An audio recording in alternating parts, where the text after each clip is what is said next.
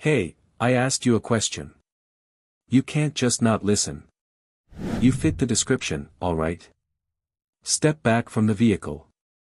I'm standing right here. Don't give me attitude.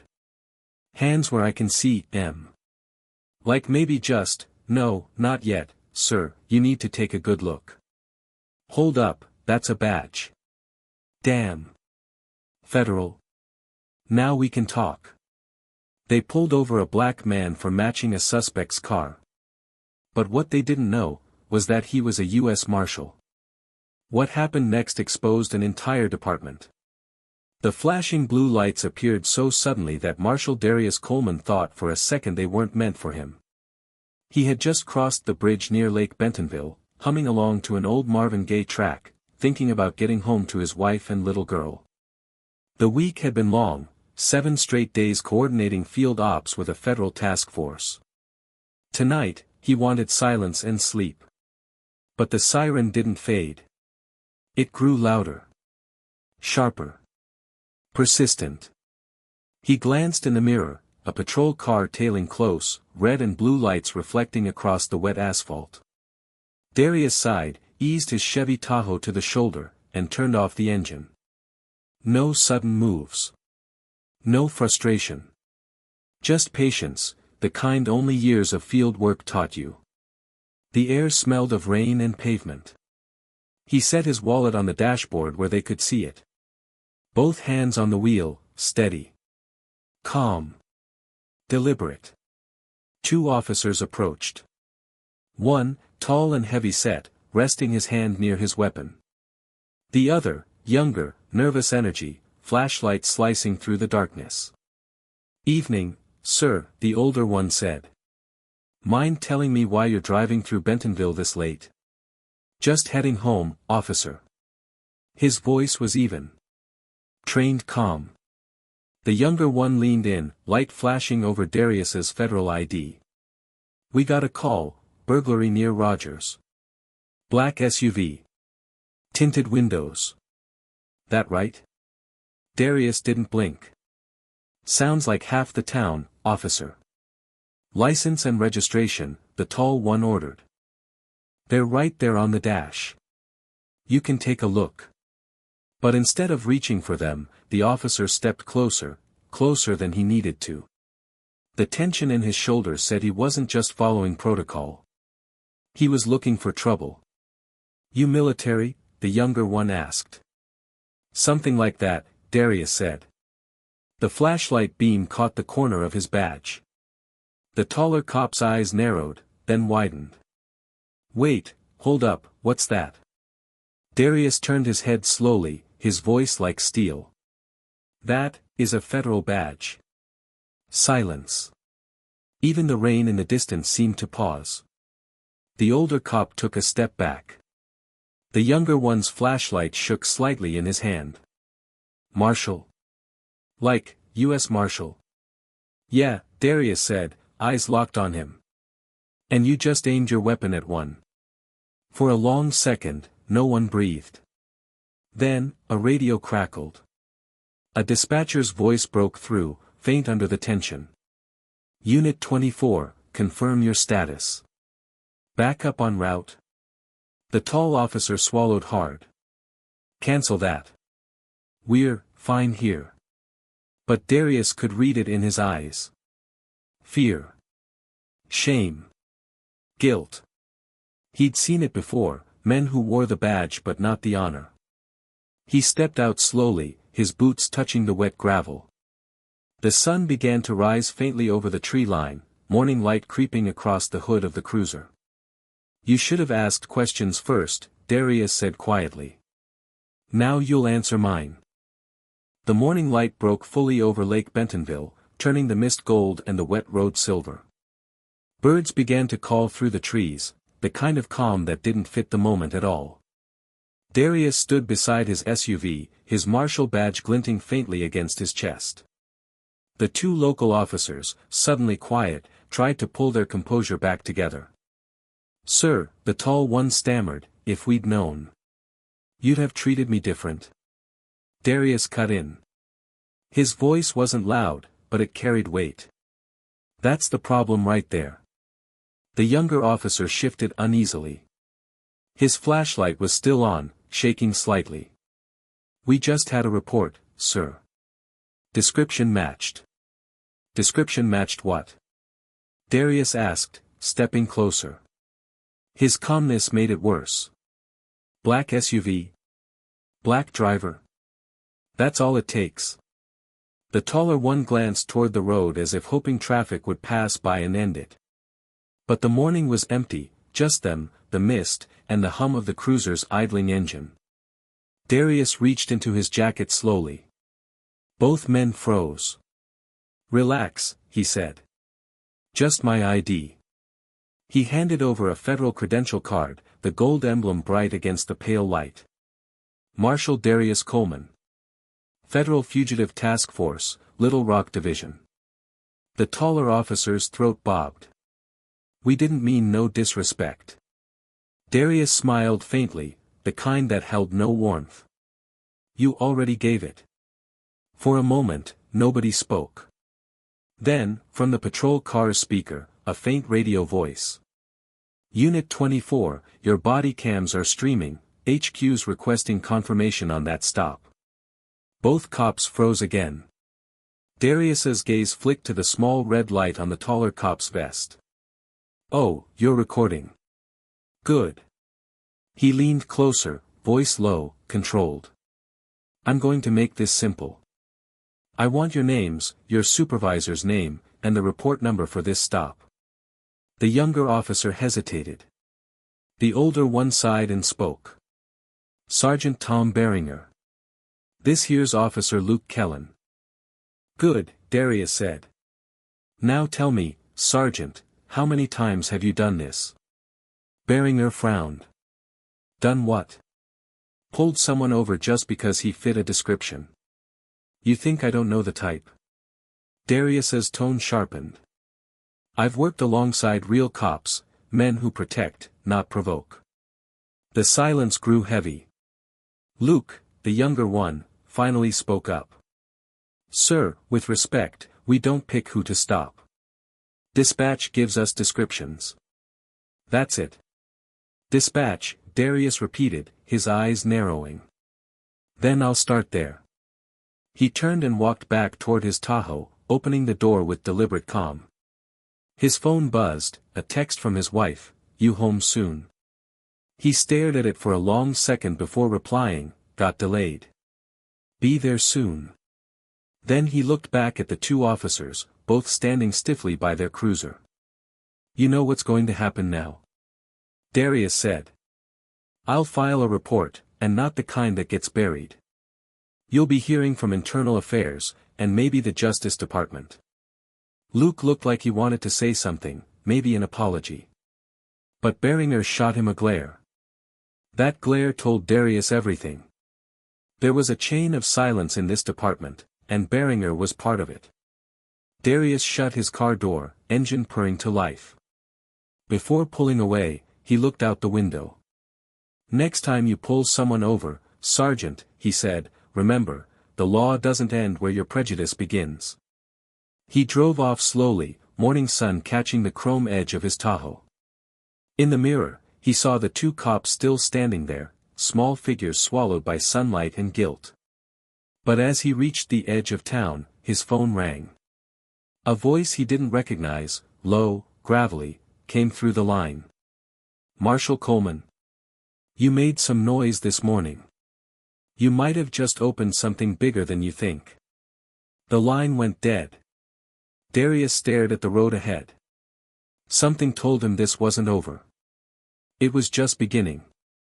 The sun had fully risen now, spilling pale gold across the small town of Bentonville. Everything looked peaceful, kids waiting for the school bus, shop owners unlocking their doors, sprinklers misting lawns along the main street. But beneath that calm, something felt off. Marshal Darius Coleman had been in enough cities to recognize when a place wore a mask. Bentonville was smiling, but the smile didn't reach its eyes. He parked outside a diner called Millie's Breakfast Corner, the kind of place where everybody knew each other, and where outsiders got stares. Inside, the bell above the door chimed softly. Conversations dipped for half a second before resuming. He took a booth by the window, ordered black coffee, and pulled out his tablet. He wasn't here for breakfast, he was tracing the call that supposedly led to his traffic stop. He accessed the Arkansas State Dispatch log, using his federal clearance. The system loaded slowly over the weak Wi-Fi, but when the records appeared, his frown deepened. No burglary call near Rogers. No black SUV report. Nothing. The entire incident was built on a lie. He leaned back, eyes narrowing. So that's how they play it. The waitress, a woman in her 50s with tired eyes, set the coffee on the table. "You look like you seen a ghost, honey." Darius smiled faintly. Something like that. From the corner of his eye, he caught sight of a familiar uniform, Officer Luke Kellen, the younger cop from last night. Luke had just entered the diner, his hat low, scanning the room. When his eyes met Darius's, he froze. Darius motioned to the seat across from him. "Sit down, officer." Luke hesitated, then slid into the booth. His voice was hushed. "You shouldn't be here. Chief's already talking about you." "Good," Darius said, taking a slow sip of coffee. "Means I've got their attention." Luke exhaled shakily. "You don't get it. Bentonville PD isn't what it looks like. They run things, their own way. That call last night, it wasn't from dispatch. It came from inside the department." Darius leaned forward, every word measured. "Who made it?" Luke swallowed hard. "Sergeant Beringer. He does it sometimes. Says it's to keep the streets clean. He picks cars that look out of place. Mostly black drivers. Says it's for safety, but..." His voice trailed off. Darius's jaw tightened. "You realize that's racial profiling, and falsifying police communication. That's federal territory." Luke looked down at his coffee, guilt burning through his face. "I didn't sign up for this, Marshal. I joined to do good. But Beringer's close with the chief. Everyone keeps quiet." Darius's tablet buzzed again, a new message. It was from an unknown sender. "If you dig deeper, look at case file #297B. It's not the first time this happened." He turned the screen toward Luke. "You know about this file?" Luke shook his head quickly. "No, but if that's from internal, you've got someone on the inside watching you." Darius smiled, but it didn't reach his eyes. "Then let them watch." He stood, leaving cash on the table. The sunlight poured through the diner windows, bright and blinding. As he stepped outside, he noticed a black sedan parked across the street. Same car that had tailed him earlier. Tinted windows. Engine running.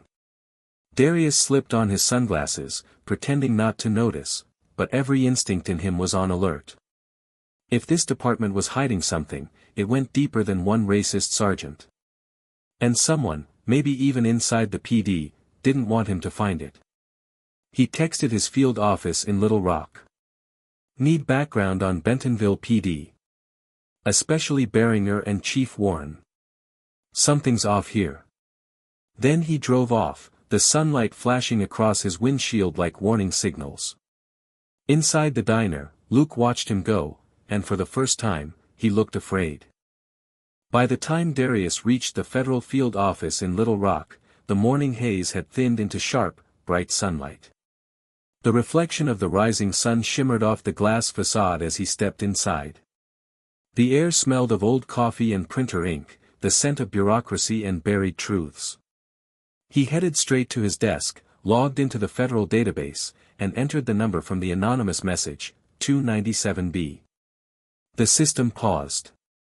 A warning appeared, restricted access, internal affairs case, sealed. Darius smirked. Sealed usually means dirty. He bypassed the restriction using his clearance key. The file loaded slowly, A dull beige folder filled with black and white crime scene photos, reports, and body cam transcripts. At the top. Victim, Marcus Tillman. Date, March 11, 2 years ago. Incident type, traffic stop, resisted arrest. Officers involved, Sergeant Thomas Beringer, Officer Luke Kellen. Darius froze. The same too. He opened the first photo. A young black man, mid-20s, lay beside his car, face half in shadow, eyes open. The police report said he resisted. But the body cam transcript told another story. Beringer, hands out where I can see them. Tillman, they are out, sir. Sound of scuffle, muffled shout. Beringer, stop resisting. Gunshot. Kellen, Jesus, Tom, he didn't. Recording cuts off. Darius leaned back, fists clenched. The timestamp showed daylight. Morning sun. Clear visibility. Marcus Tillman had been unarmed, shot in broad daylight and written off as aggressive. His phone buzzed, another unknown number. A distorted voice came through. You shouldn't have opened that file, Marshal. Darius didn't flinch. Who is this? The voice paused. Someone who doesn't want to see another man buried under their lies. Check the evidence locker at Bentonville PD, drawer 6B. They kept something from that scene. The call ended. He stared at the silent phone for a long moment, then grabbed his jacket and keys. The drive back to Bentonville was tense, the morning light slicing across the highway. He replayed the file in his head, the false stop, the cover-up, the silence. When he arrived at the police station, he didn't ask permission. His badge opened doors most locals couldn't. Inside, the reception officer blinked in confusion as Darius walked straight toward the records room. Sir, this area's restricted. Darius flashed his ID. Federal investigation. Step aside. The officer obeyed. Inside the evidence room, metal shelves lined the walls, tagged boxes stacked high. Darius scanned the drawers until he found it, 6B. He slid it open. Inside was a brown envelope, labeled Tillman case. He opened it, and froze. Inside were 2 photographs and a small flash drive. The photos showed Marcus Tillman's car after the shooting. But one image had something the official report didn't. A bullet hole through the windshield, not from inside, from outside. The fatal shot hadn't come during a struggle. It came while Tillman was still seated, hands up. Darius plugged the flash drive into his laptop. A single file appeared, a deleted portion of the body cam footage. The missing 20 seconds. In it, the video showed Marcus's trembling hands raised in the morning sun. Sir, please, I'm just trying to go to work. Beringer's voice, harsh and cold, you people never learn. Bang. Then, silence. Darius shut the laptop, his pulse hammering. That was the proof. The one thing that could take down Beringer, and maybe the entire Bentonville PD. But as he turned toward the door, he saw something that made his blood run cold, his Tahoe, parked outside, surrounded by 3 squad cars. They knew he'd found it. The sound of engines rumbled through the thin morning air. 3 Bentonville cruisers boxed in Darius's Tahoe in the parking lot, their lights spinning, no sirens, just silent, flashing warning. He stepped out of the evidence room and into the hallway, laptop in hand, the flash drive burning cold in his pocket. The station was quieter than it should have been. No chatter. No movement. Just a stillness that felt planned. Then came the voice. Marshal Coleman, said Sergeant Tom Beringer, appearing at the far end of the corridor, broad shoulders blocking the light from a window behind him. You've been busy. Darius didn't stop walking. I've been doing your job. Beringer's smirk didn't reach his eyes. You went digging into things that don't concern you. That case was closed. Self-defense. Darius paused halfway down the hall, the sunlight cutting between them. I watched the footage, Tom. There was no self-defense, only a murder and a cover-up. Something flickered behind Beringer's gaze, anger mixed with fear. You think anyone will believe you? Around here, the badge speaks louder than the truth. Darius took one slow step closer. Maybe. But your badge isn't the only one that matters anymore. The door to the left opened, Officer Luke Kellen stepped out. His face was pale, his jaw trembling. Tom, stop. He's got the file. It's over. Beringer's hand hovered near his holster. You think he cares about us, Luke? He's just another outsider trying to make us look bad. Making you look bad isn't my job, Darius said. But holding you accountable is. The room filled with tension so thick you could hear their breaths. Beringer's knuckles whitened over his gun. Luke stepped between them, voice breaking. Don't do this, Sergeant. Please. Outside, the morning sun flooded through the blinds, bright and blinding, the kind of light that leaves nowhere to hide. Darius raised his voice, calm but commanding. You're under federal investigation, Sergeant. Step back. Now. For a moment, Beringer didn't move. Then, with a flash of defiance, he drew his gun. Click. Before the sound of the hammer could echo, Luke grabbed his arm, forcing it down. The gun clattered to the floor. Beringer shoved him off, but it was too late. Darius already had his own weapon drawn, pointed steady. Enough.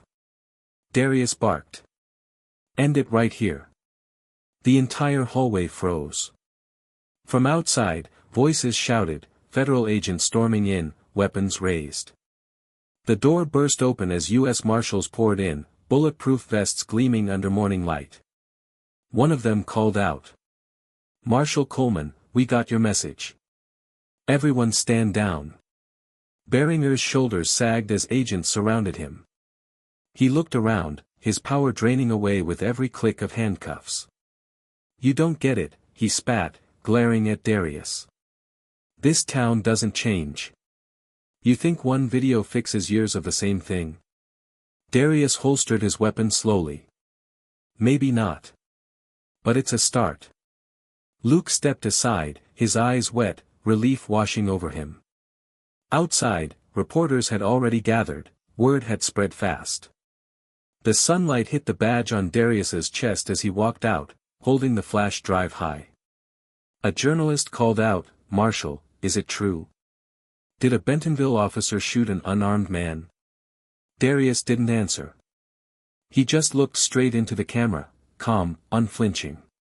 The truth, he said quietly, was buried under blue lights. But sunlight never lies. The crowd fell silent. Behind him, Beringer was led into a squad car, the same kind of car he'd once used to profile innocent men. Luke watched from the doorway, guilt etched deep in his face. Darius gave him a small nod, not forgiveness, but acknowledgement. As the cruisers pulled away, the wind carried the faint sound of morning birds over the hum of engines. Darius turned toward the horizon, the bright Arkansas sky stretching endless above him. His phone buzzed, a message from his wife. You coming home now? He smiled softly, replying. Yeah. Justice first. Then breakfast. He slid his phone away, climbed into his Tahoe, and drove off down the open road. The sun climbed higher, washing the streets of Bentonville in light, the kind that exposes every secret, every shadow, every truth that people tried to hide. Because no matter how dark the night had been, morning always comes.